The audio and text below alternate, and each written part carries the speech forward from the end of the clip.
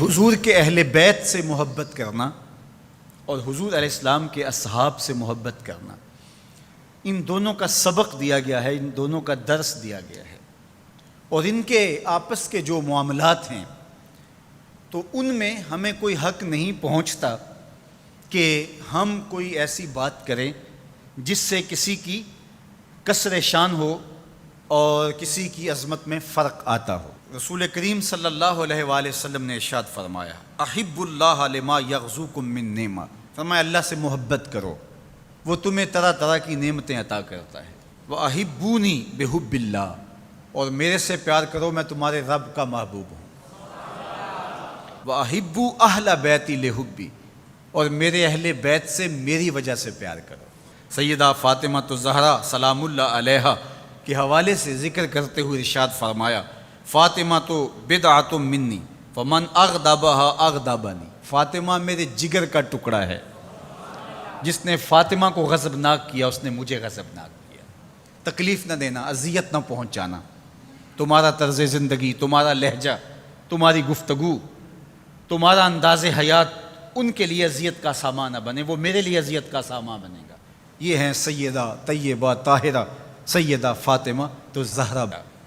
اقبال کہتا ہے، رشتہ آئین حق زنجیر پاس فرمان جناب مصطفیٰ، ورنہ گردے تربتش گردید میں سجدہ برخا کے پاشید میں۔ فاطمہ جو کام تو نے کر دکھایا ہے، اگر شریعت کی زنجیریں میرے پاؤں میں نہ ہوتی اور تیرے بابا کا حکم کہ اللہ کے علاوہ کسی اور کو سجدہ جائز نہیں،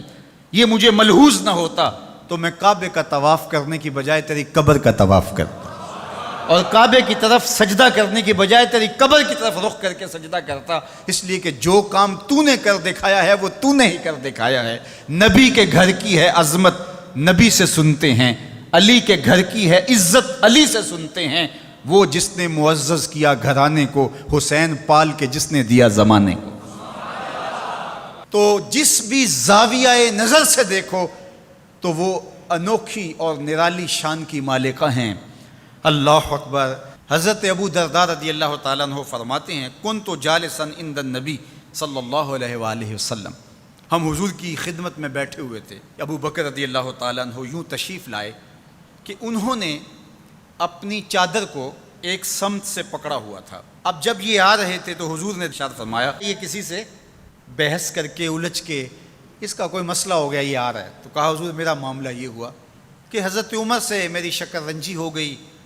اور میرے سے کوئی ایسی بات نکل گئی زبان سے کہ میں نے بعد میں سوچا کہ نہیں کہنی چاہیے تھی، میں نے معذرت کی لیکن انہوں نے میری معذرت قبول نہیں کی، تو میں وہاں سے اٹھا اور آپ کے پاس آ گیا۔ فقال یغفر اللہ لک یا ابا بکر ثلاثا، حضور نے فرمایا ابو بکر اللہ تجھے معاف کرے، یہ بات حضور نے 3 مرتبہ کہی۔ ثم ان عمر ندم، اچھا یہ تو کہہ کے حضور کی خدمت میں آ گئے، پھر حضرت عمر نے سوچا کہ ابو بکر ہیں اور جلیل القدر صحابی ہیں، تو اگر ان سے کوئی بات ہو بھی گئی تو انہوں نے معذرت کی، تو میں معذرت قبول نہیں کی، تو انہیں بھی احساس ہوا۔ اب حضرت عمر ان کے گھر گئے، حضرت ابو بکر رضی اللہ تعالیٰ عنہ کے پوچھا کہاں ہے، کہا وہ تو یہاں نہیں ہے، سمجھے کہ وہیں ہوں گے، تو وہ بھی پیچھے آ گئے۔ فسلم، اور انہوں نے بھی آ کے سلام پیش کیا، حضور کے چہرے پہ جلال تھا۔ حضرت ابو بکر رضی اللہ تعالیٰ عنہ پریشان ہو گئے کہ حضرت عمر رضی اللہ تعالیٰ عنہ پہ کوئی عتاب نازل نہ ہو جائے، تو ان کے دل میں نرمی پیدا ہوئی، انہوں نے خود اپنی پنڈلیاں بچھا کے گھٹنوں کے بل کھڑے ہو کر کے ہاتھ جوڑ کے بندہ نواز کی بارگاہ میں عرض کیا، حضور میں نے ہی ان سے کچھ کہا تھا، تو 2 مرتبہ حضور کی خدمت میں انہوں نے عرض کی۔ حضور صحابہ سے مخاطب ہوئے، ان میں حضرت عمر بھی تھے، فرمایا میرے اللہ نے مجھے حق کے ساتھ مبعوث کیا، جب میں نے دین کا پیغام تمہیں دیا تو کوئی دلیل مانگنے لگا، کوئی انکار کرنے لگا، لیکن یہ ابو بکر تھے، جب میں نے ان کو کہا کہ میں اللہ کا رسول ہوں تو انہوں نے کہا جانو دل سے مانتا ہوں،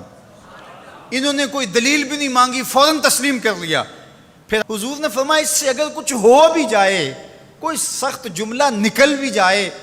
تو تم میری وجہ سے اسے چھوڑ نہیں سکتے، اس لیے کہ ابو بکر وہ ہیں کہ جب کسی نے نہیں مانا تھا اس نے اس وقت مجھے مانا تھا،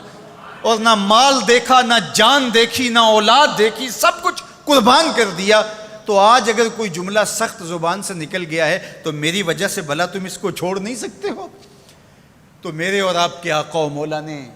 اہل بیت کے بارے میں بھی کہا کہ میری وجہ سے ان سے محبت کرو، اور اصحاب رسول کے حوالے سے بھی کہا کہ میری وجہ سے ان کے معاملوں سے صرف نظر کرو۔ تو صاحب کبھی بھی اپنے آپ کو ان ذوات اور ان ہستیوں کے مابین ہونے والے مشاجرات میں منصف بنا کر کے ترازو گاڑ کے نہ بیٹھ جانا، بلکہ دونوں کی عظمتوں کو سلام کرنا۔ ہم کہیں گے صحابہ آپ کو بھی ہمارا سلام، اہل بیت آپ کو بھی ہمارا سلام۔